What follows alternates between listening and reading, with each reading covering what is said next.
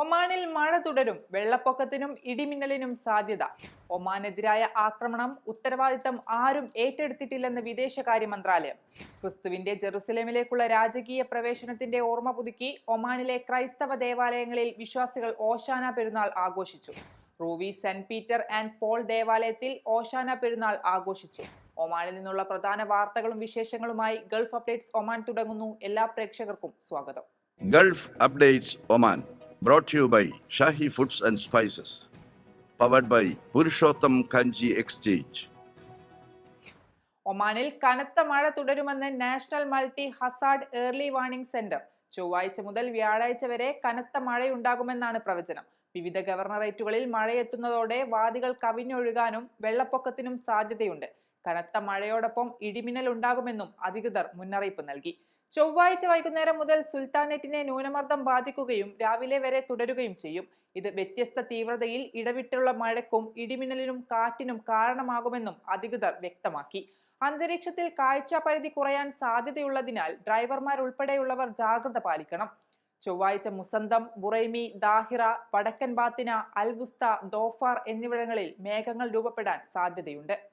സുൽത്താനേറ്റിനെ ലക്ഷ്യമാക്കി നടന്ന ആക്രമണങ്ങളുടെ ഉത്തരവാദിത്തം ആരും ഏറ്റെടുത്തിട്ടില്ലെന്ന് ഒമാൻ വിദേശകാര്യ മന്ത്രാലയം.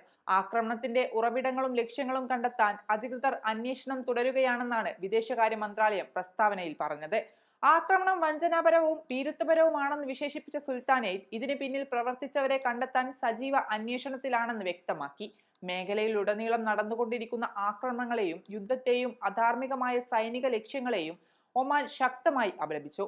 മേഖലയിലെ എല്ലാ രാജ്യങ്ങൾക്കിടയിലും സമാധാനം, സുരക്ഷ, സ്ഥിരത എന്നിവയ്ക്കായി ആഹ്വാനം ചെയ്ത ഒമാൻ വിഷയത്തിൽ നിഷ്പക്ഷ നിലപാട് ആവർത്തിച്ചു. നിലവിലുള്ള സംഘർഷം അവസാനിപ്പിക്കാനും മേഖലയിലെ പ്രതിസന്ധിയുടെ കാരണങ്ങൾ പരിഹരിക്കുന്നതിന് നയതന്ത്ര ചർച്ചയിലേക്ക് മടങ്ങാനും സുൽത്താനേറ്റ് ആവശ്യപ്പെട്ടു. പ്രാദേശിക സ്ഥിരത, സമൃദ്ധി, പൊതുജന സുരക്ഷ എന്നിവ സംരക്ഷിക്കുന്നതിന് ഈ ശ്രമങ്ങൾ അനിവാര്യമാണെന്നും വിദേശകാര്യ മന്ത്രാലയം വ്യക്തമാക്കി. ക്രിസ്തുവിന്റെ ജെറുസലേമിലേക്കുള്ള രാജകീയ പ്രവേശനത്തിന്റെ ഓർമ്മ പുതുക്കി ഒമാനിലെ ക്രൈസ്തവ ദേവാലയങ്ങളിൽ വിശ്വാസികൾ ഓശാന പെരുന്നാൾ ആഘോഷിച്ചു. മസ്കത്ത് മാർ ഗ്രിഗോറിയോസ് ഓർത്തഡോക്സ് മഹാ ഇടവകയിൽ നടന്ന ഓശാന ശുശ്രൂഷകൾക്ക് സഭയുടെ കൊല്ലം ഭദ്ര സനാധിപൻ അഭിവന്ദ്യ ഡോക്ടർ ജോസഫ് മാർ ദിവന്യാസിയോസ് മെത്രാപൊലീത്ത കാർമ്മികത്വം വഹിച്ചു. ഇടവക വികാരി ഫാദർ തോമസ് ജോസ്, വികാരി ഫാദർ ലിജോ തോമസ് എന്നീ വൈദികർ സഹകാർമ്മികത്വം വഹിച്ചു. ക്രിസ്തുവിന്റെ പീഡാസഹനത്തിന്റെ അവസാന നാളുകളിലേക്ക് കടക്കെ ലോകമാകെയുള്ള ക്രൈസ്തവർക്കൊപ്പം ഒമാനിലെ വിശ്വാസികളും ഓശാന പെരുന്നാൾ ആഘോഷിച്ചു. മസ്കത്തിലെ Ruwi saint Peter and Paul Catholic ദേവാലയത്തിൽ നടന്ന ശുശ്രൂഷകൾക്ക് വികാരി ഫാദർ സെബിൻ ചരളക്കാട്ട് മുഖ്യ കാർമ്മികത്വം വഹിച്ചു. ഫാദർ പ്രിൻസ് പീറ്റർ തുമ്പനിരപ്പേൽ വചന സന്ദേശം നൽകി. നൂറുകണക്കിന് വിശ്വാസികൾ പങ്കെടുത്തു.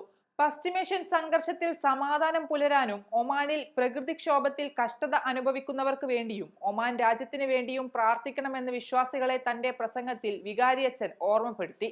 കടന്നുവരുന്ന 10 ദിവസം ത്യാഗത്തിന്റെയും സഹനത്തിന്റെയും പ്രാർത്ഥനകളുടെയും ദിവസങ്ങളായിരിക്കണമെന്നും ഓർമ്മപ്പെടുത്തി. ചടങ്ങുകൾക്ക് മസ്കത്ത് മലയാളി പ്രാർത്ഥനാ കൂട്ടായ്മ നേതൃത്വം നൽകി. ഗൾഫ് അപ്ഡേറ്റ്സ് ഒമാൻ പൂർണ്ണമാകുന്നു. പ്രവാസ ലോകത്തെ പുത്തൻ വാർത്തകൾ അറിയാൻ ഗൾഫ് മാധ്യമത്തിന്റെ സോഷ്യൽ മീഡിയ പ്ലാറ്റ്ഫോമുകൾ സന്ദർശിക്കാം. ഗൾഫ് അപ്ഡേറ്റ്സ് നിങ്ങളുടെ വാട്സാപ്പിൽ ലഭിക്കുന്നതിന് നിങ്ങളുടെ പേരും സ്ഥലവും 96201150 എന്ന നമ്പറിലേക്ക് വാട്സാപ്പ് മെസ്സേജ് അയക്കൂ. Gulf updates Oman, brought to you by Shahi Foods and Spices, powered by Purushottam Kanji Exchange.